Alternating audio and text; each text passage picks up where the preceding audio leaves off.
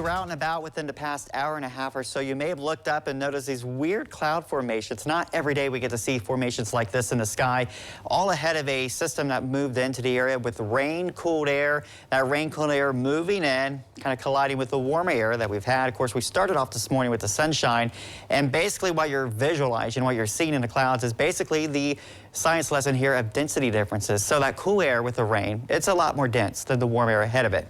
So as that cool air moves in and it collides with that warm air, well, it forces that warm air to lift up and over that cool dense air, which is sinking. So as you get that sinking of the cool air, the rising of the warm air, you get a little bit of a shelf formation. So these are what we call shelf clouds along what we call a gust front, which basically you have a gust of wind, temperatures drop, and again, that's rain-cooled air associated with the gust front. And you get these interesting clouds. We have this picture sent in by our own Mike Trowbridge. Look at this picture here from Victor Williamson. He did pull off to the shoulder of the road to snap this picture. This is on the east side of town. Again, those interesting, almost like a spaceship formations in the sky. Very interesting. You can see the layered formation of the clouds here in Spencerville by Carrie. We appreciate all those pictures sent in. And as we look at the radar now, the rain is weakening. It's not really producing a lot, so it was a lot more bark than bite, as it really just brought us some light winds and now just some light rain that's moving through.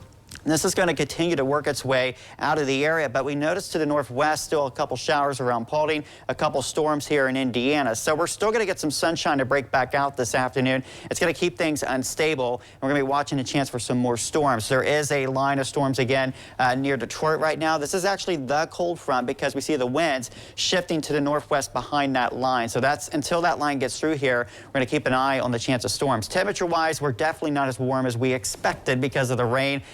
Very unlikely at this point that we're going to make it to 90 degrees. I think mid to upper 80s will be our actual high temperature today, and still the risk for severe weather.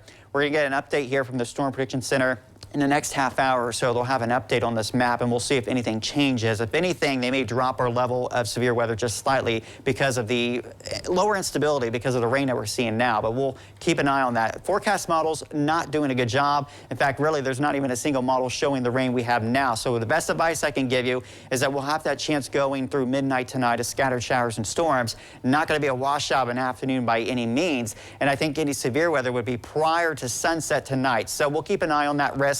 If we get anything severe, it would be on the wind side with some gusty winds. But look at this difference tomorrow. 65 for your high, down into the upper 30s by Friday morning. So, I mean, today it's like tank top weather. And by Friday morning, you may want to grab the coat. And then temperature-wise, well, we're just staying in fall. Fall is here. We're looking at temperatures next week, staying in the 60s for highs. We'll be in a parka by tomorrow, aren't we?